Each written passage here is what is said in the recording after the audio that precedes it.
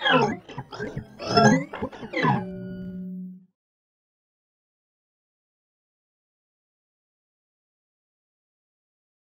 afternoon. My name is Sofia Lemos. I'm a curator with TBA 21 Academy, and it's my great pleasure to be joined today by Emilija Škarnulytė, connecting from New York. Thank you for joining us this morning. And I'll just quickly introduce you to Emilija's project and practice. So Emilija's filmic practice offers ghostly visions of the present while foretelling an archaeology of the future. I love this little description about your work, Emilija. You often engage with interdisciplinary practice, you work with scientists, you work with archaeologists, you work with a plethora of different knowledges and ways of knowing the world in order to convey a kind of, or unearth the stories that lie behind a specific site. And this is perhaps the reason why our involvement was so kindled and energizing, because we engaged with the lower Guadalquivir Basin. So this is a continuation of the artistic research program Meandering. And Meandering, of course, emerged as a new journey for TBA 21 Academy, which had been exclusively focusing on the oceans. You had also worked with TBA 21 Academy before for the Helsinki Biennial in 2023, actually, but we can get to that in a second. And Meandering emerged as an expansion of its focus in the oceans into other bodies of water, specifically on waterways from source to sea. And the goal was, through artistic research and through sort of entertaining critical creative practices, to deepen our understanding of the interconnectedness of ecosystems and also between ourselves and the ecosystems. So in this case, it was a real pleasure to go on a journey with you over the course of this past year. A journey that has taken us all the way through to the Neolithic and perhaps towards this archaeology of the future, but also took us to some really interesting sites in Andalusia. So with this very short introduction, I just wanted to, I'll jump straight to my first question. And that question has to do with the way that you engage sites in your filmic practice. So you work with site-specific films as well as immersive installations. And I wanted to ask you about how the situated approach and the responsiveness to the sites structure your practice. Yeah, thanks. First of all, thank you so much, Sophia, for this journey. Really, I feel the questions of meandering got deepened, you know, and more questions risen through the journey.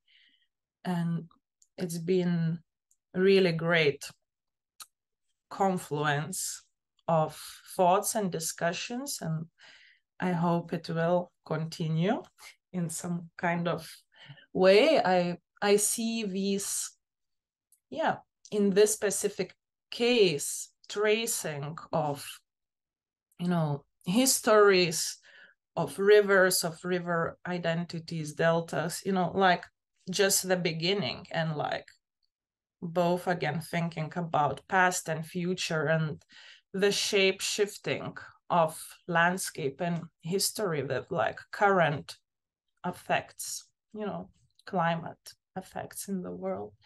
And yeah, why site specific? I think, yeah, it was always important for me, yeah, to measure these histories and times also with, you know, own body somehow, but also creating these kind of like scanning and learning the site and then seeing the mythological parts in it, in histories, and then transmitting to the viewer to enter those landscapes themselves, you know, in the sculptural installation side. So it's always, I think, like, yeah, studying, learning, being at the site, very important to be at the site there, present physically, and in order to kind of descend and to see the cross sections, the invisible cross sections, enter those sites. Yeah.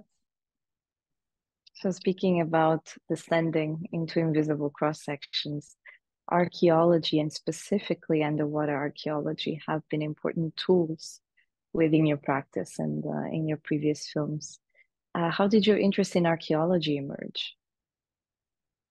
I think, like, as I recall, from early childhood. So from early childhood, it was always archaeology and geology interest, like usually in like big museums, you know, like Louvre or so, or like currently now in Metropolitan in New York. I mostly stay on the first floor, on the archaeological site floor. I don't even like climb up to like other painting histories. Like, I like to stay in that strata, like cultural strata that connects us more, I don't know, with the past, with the beginnings, with the geological deep time, with Neolithic, pre-Neolithic times. So, and also, yeah, archaeology, different type of archaeology, future archaeology, archaeologies of desire,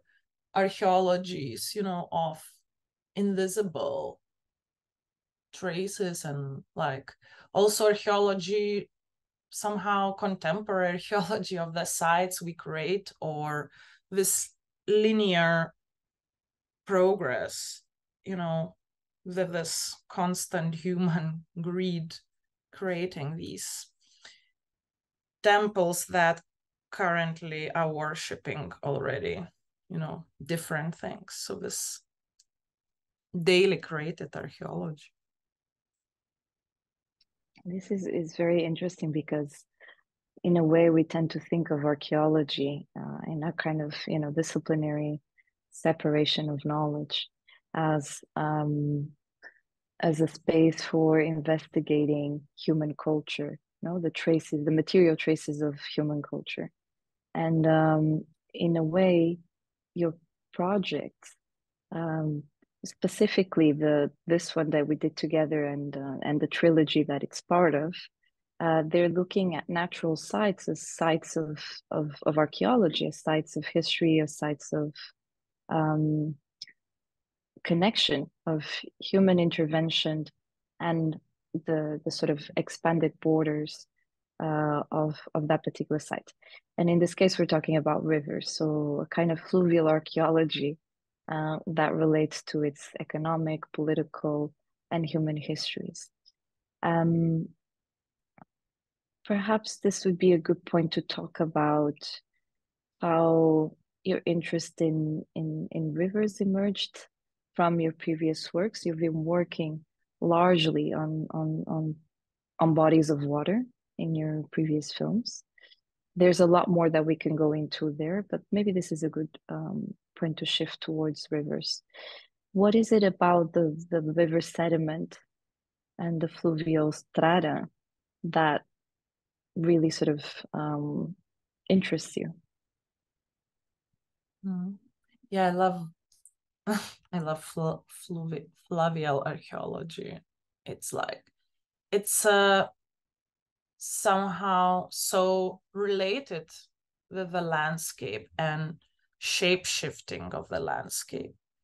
It's a site that constantly changes, you know, as mentioned, with droughts and, you know, rains, and this constant veins in the world, in the landscape. So I think I've been working a lot in general with depths in water, mostly in like aphotic zones, unreachable zones, you know, non-human kind of inhabited sites. So being more like starting from below and now kind of rising to the surface, to from deep time arriving to these Neolithic, pre-Neolithic, you know, civilizations. So I think, yeah, first it was more like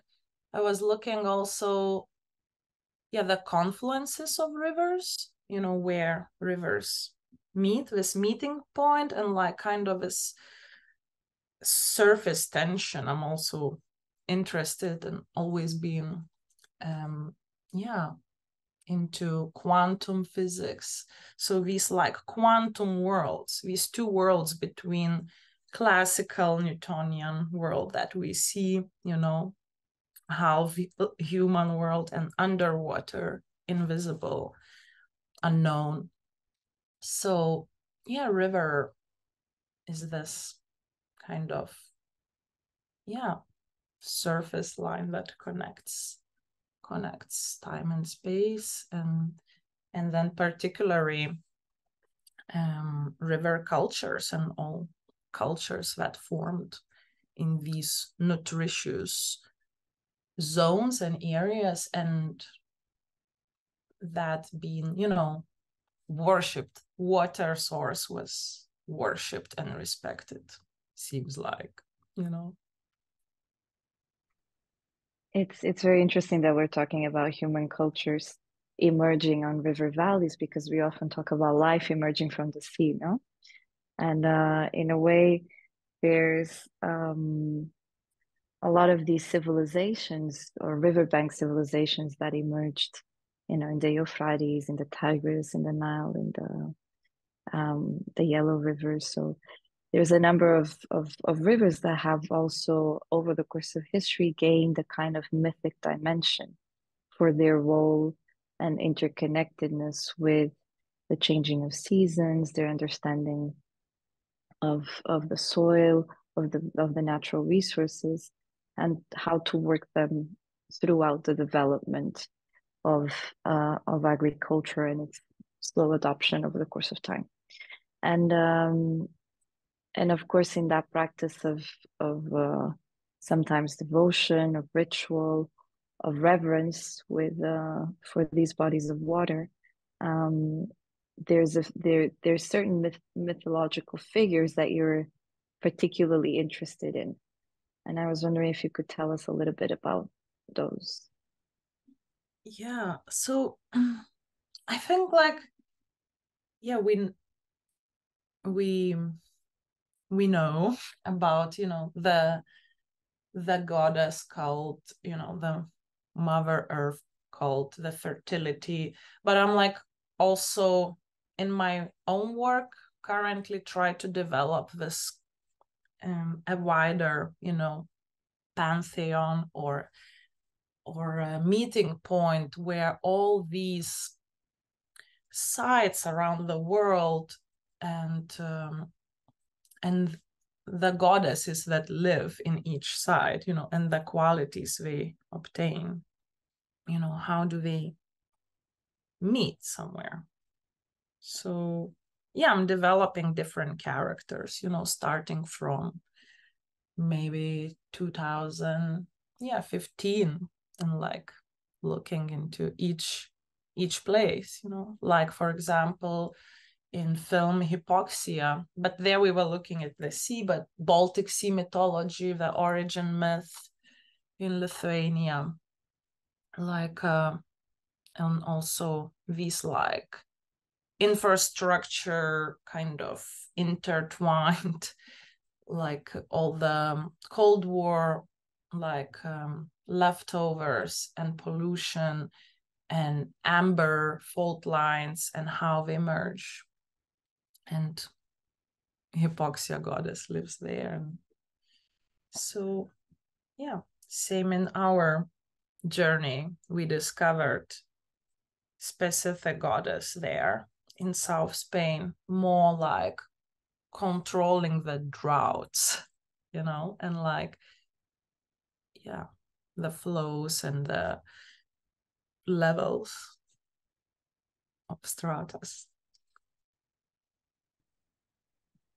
This is wonderful. Before we get into Xirasa and the goddess of drought, I was wondering if you could tell us about why these characters sustain so much of your practice. Why do they also, it seems to me that they function as a kind of counter myth, a counter myth to the complex political structures or economic structures that you're trying to unearth with your films. So why do you think you've been accompanied by these feminine deities, at least since of 2015, and how have they nurtured your practice? Yeah. Why? I think they are like, yeah, these links, bodies, parables, connecting these worlds, you know, that real and unknown.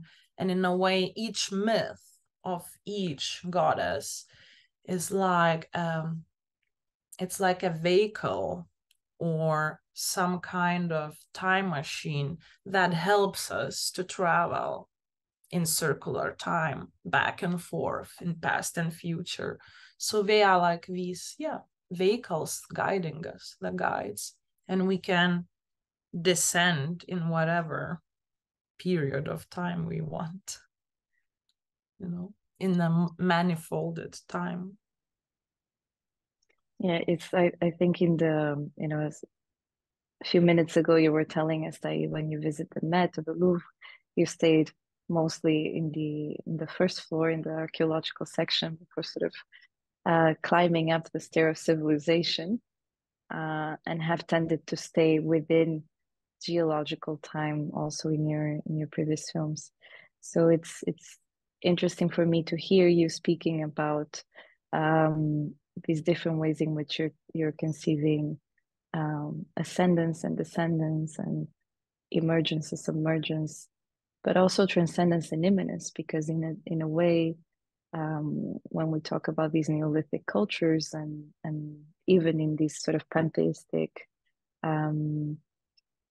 cults, goddess cults, we were talking about a certain immanence of the resources and of the natural surroundings. They're ensouled, they speak, they're animated, no? And I think this is very much what we found in Andalusia in different ways.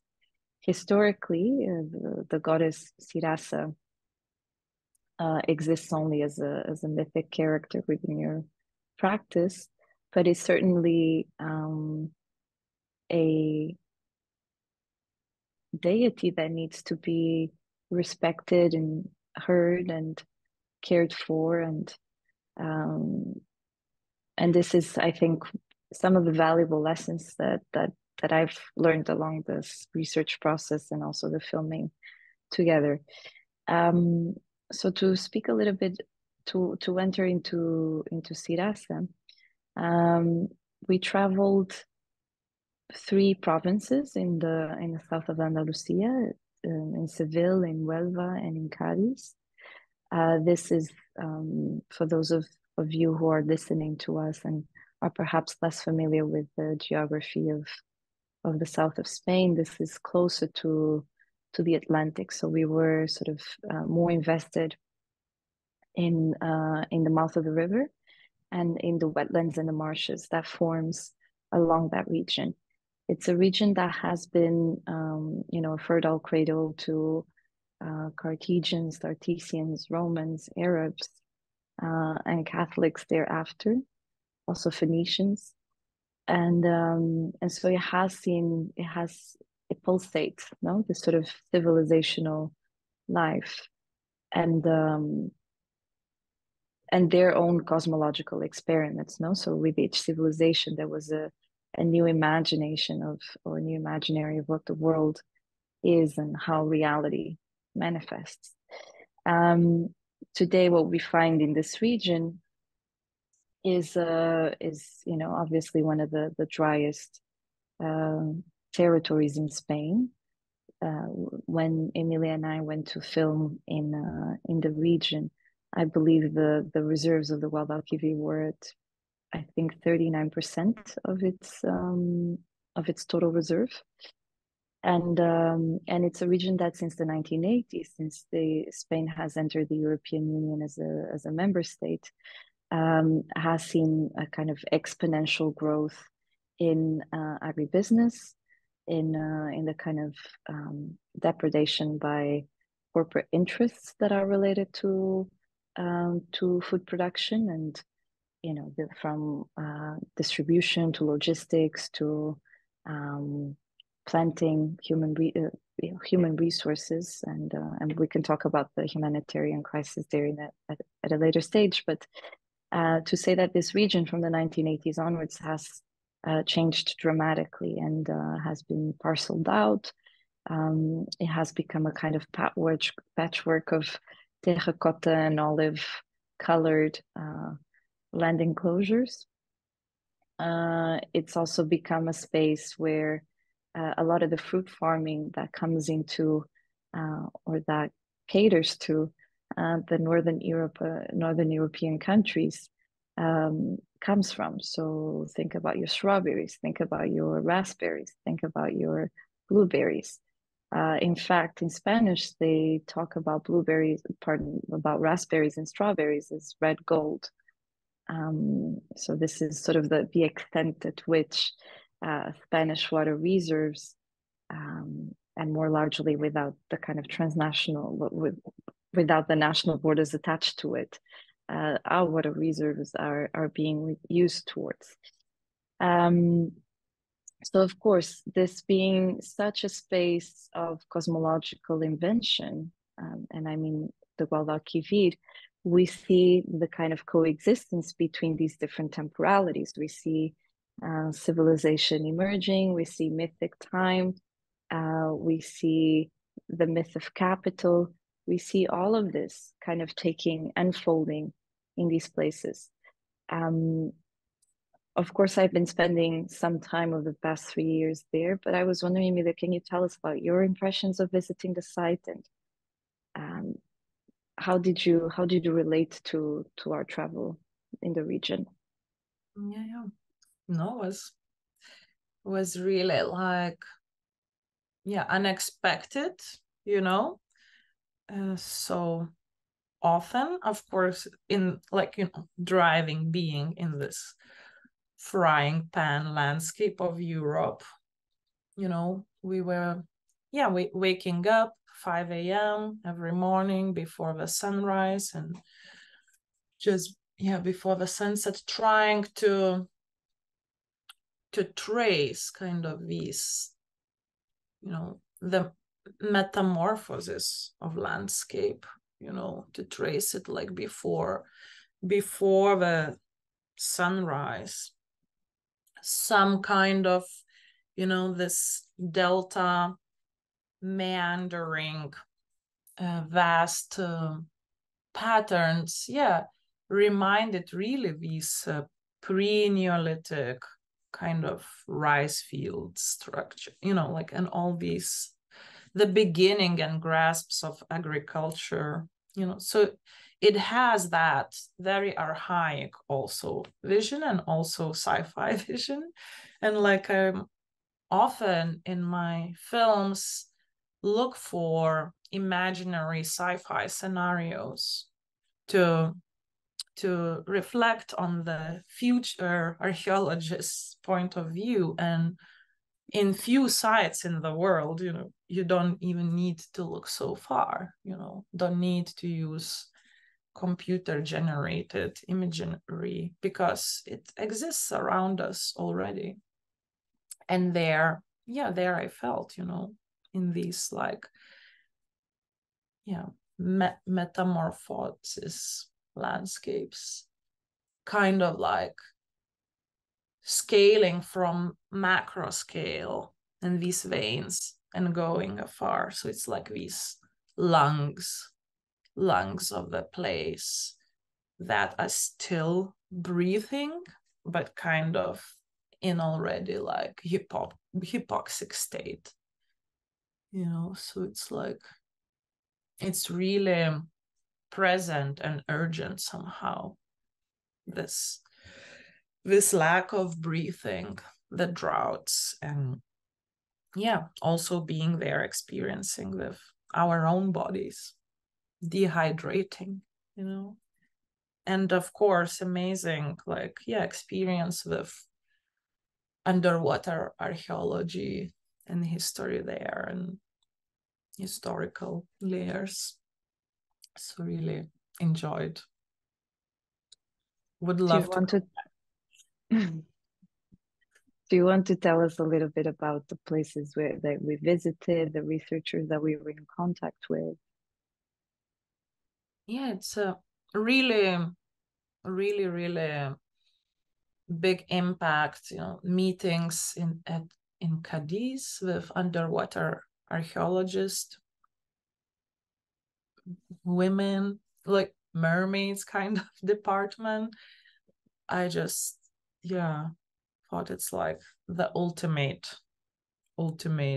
study on university, you know, this kind of daily observations, you know, underwater, and kind of revealing. So yeah, so those conversations, meetings, studying the maps, the topography that changed, you know, so yeah, so many sites, you know. Yeah, it was quite. I recall that you were very impressed with this regional center for underwater archaeology being run all by women. You're like, wow, this is the mermaid dream. And we're referring to mermaids because the siren is, of course, one of these counter mythic creatures and characters that appears in a number of your films. And speaking of archaeology and myth, for this particular piece, you were inspired by Lithuanian archaeologist Marija Gimbutė. Now, if you some time ago, you told me, oh, you know, I would love to do a film that draws on her theories, and particularly on an interdisciplinary field that she began in the 1980s called archaeomythology. How have Gimbutė's theories inspired your work? Yeah, I think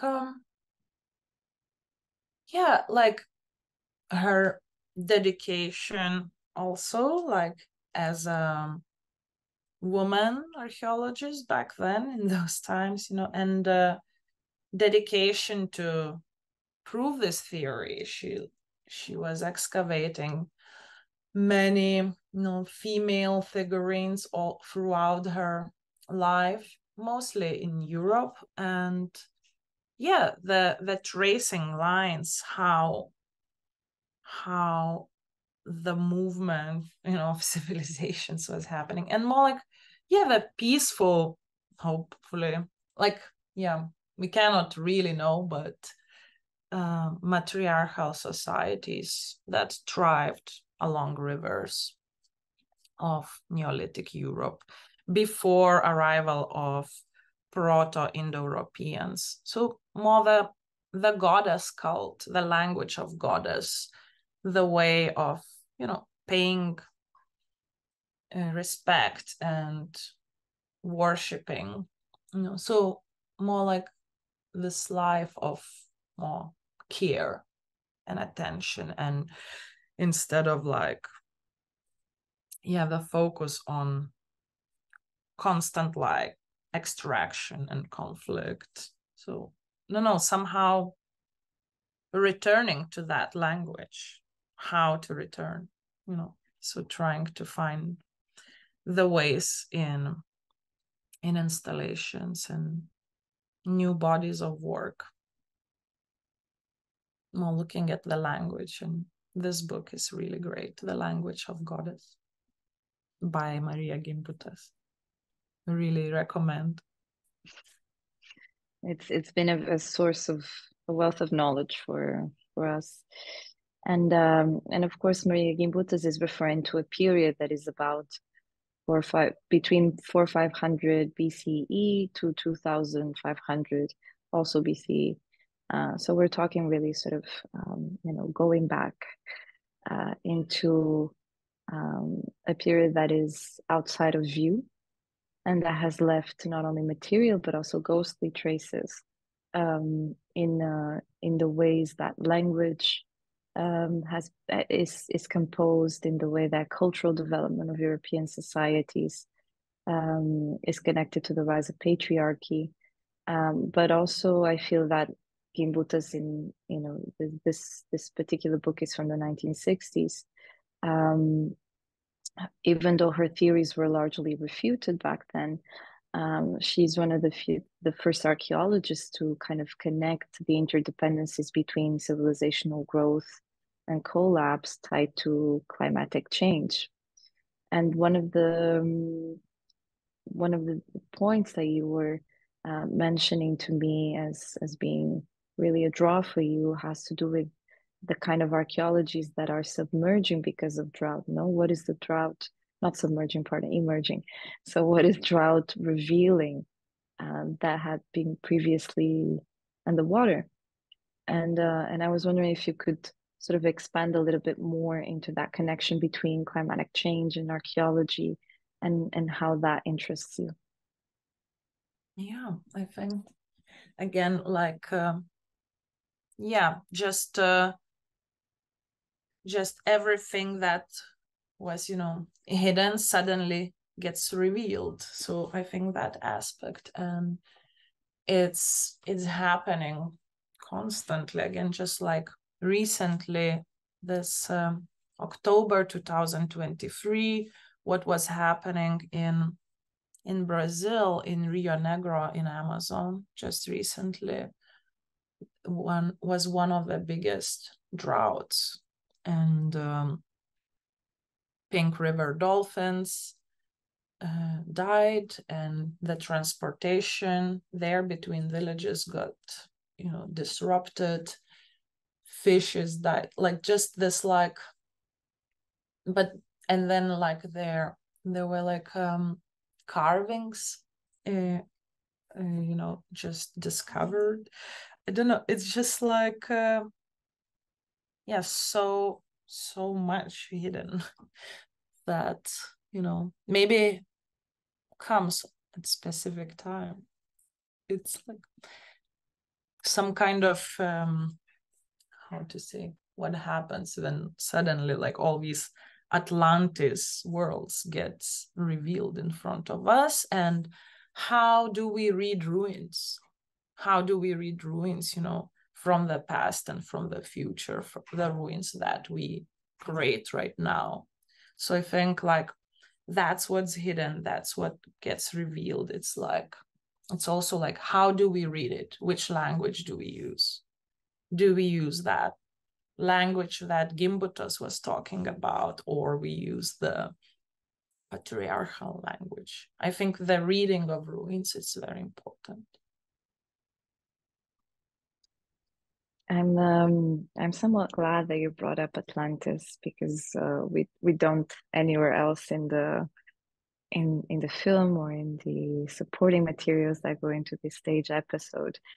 But one of the civilizations, mythic civilizations, that archaeologists are hoping to find under the Doñana Natural Reserve, which is in the lower basin of the Guadalquivir, is precisely the mythic civilization described by Plato in Timaeus and Critas in his cosmological dialogues, that is believed to be in that region having been about 10 million years ago, the Tethys Ocean, and after that, Lacus Ligustinos.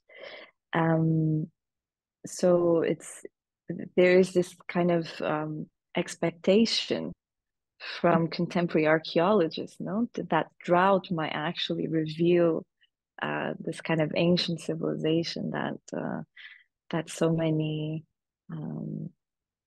aficionados like to preserve a relationship with. Perhaps not to romanticize the idea that drought reveals ruins. What drought reveals also is exactly what you're saying, is how we relate to ruins, how we describe those ruins, what languages and vocabularies are we producing to make sense of time and space, no, and make sense of their thickness in time.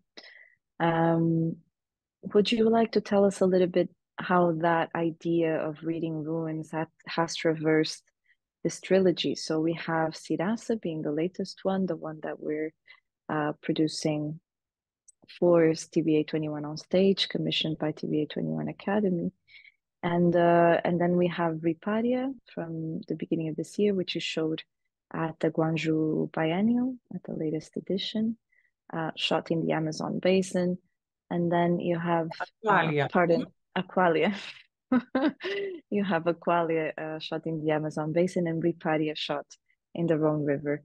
Do you want to tell us a little bit about these two films and how they relate to this idea of reading ruins in time? I think it's still coming together, the dialogue between them all, because it's like this goddess we created, we found together, just came along. So the dialogue between them will meet soon. I'm working on a solo show in Trondheim, Norway. So I think that's in a publication. So that's where they're gonna meet first time, all of them. And yeah, they all have different qualities. Like I mentioned, they cry with amber tears. They shapeshift their bodies. They measure the landscape of their own body and cross the confluence lines and surface tensions. And Emilia may be the oldest, and that's the first work where I started to dive in deep diving in Arctic region in Norway, where I studied back then, master's program.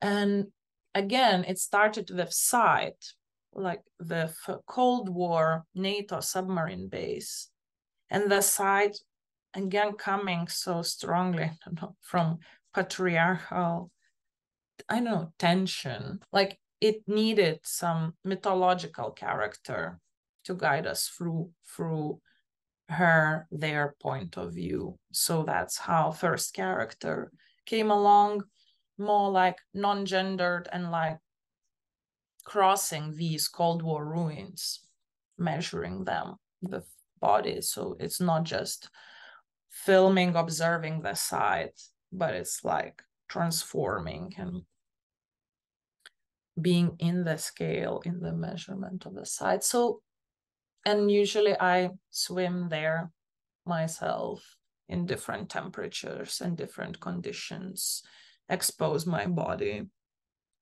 And I think that which you also did for Aqualia. So the siren that we see crossing the confluence between Rio Negro and Rio Salomões is your body, no?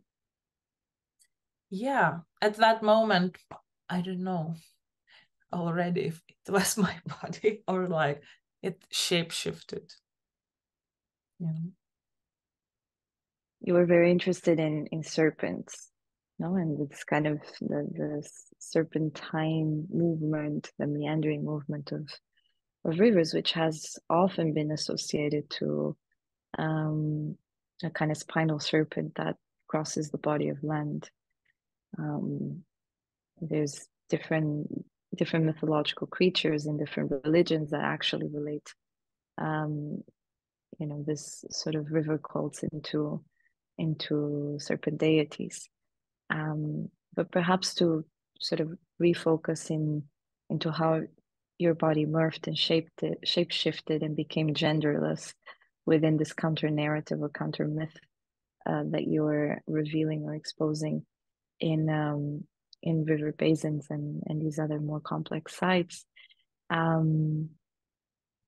does this performative dimension of your practice of, you know, putting the body into the situation, how does that also speak to your critique of human intervention in the landscapes?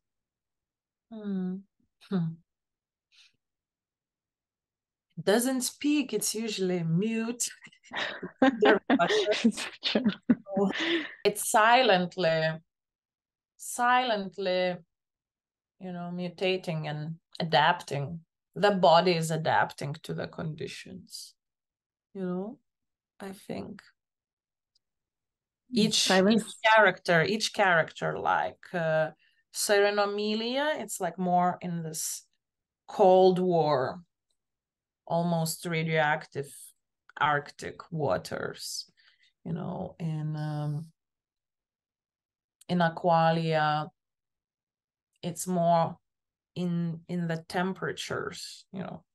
In Hypoxia, because like both rivers have different qualities and temperatures, and one is like with cold sediments from Andes mountains, and one is like really hot with all like current bio, you know, matter from Amazon. And in Hypoxia, it's more, yeah, this body experiencing hypoxia and the suffocation and algae. So like, yeah, I think each body breathes differently, each body moves differently, and like cries differently. Yeah, with different, yeah, different tears, different time. Yeah. Maybe to wrap up our conversation, as we're coming to the end of it, I was before when you said, you know, the siren is silent. Silence, of course, speaks volumes in certain cases, and I think in your films is one of the circumstances in which the kind of very eerie atmosphere, the kind of ghostly presence that feels very much as living in time, no? Is questioning our relationship to past, present, and future, as being a kind of linear progress narrative, and instead situating us in the present moment, in the haunting, in the specters that inhabit this present moment with us. The sounding your films is also quite ghostly in a way of saying, and in particular for this film. Would you like to tell us a little bit about the compositions and the team that you were working with, and how you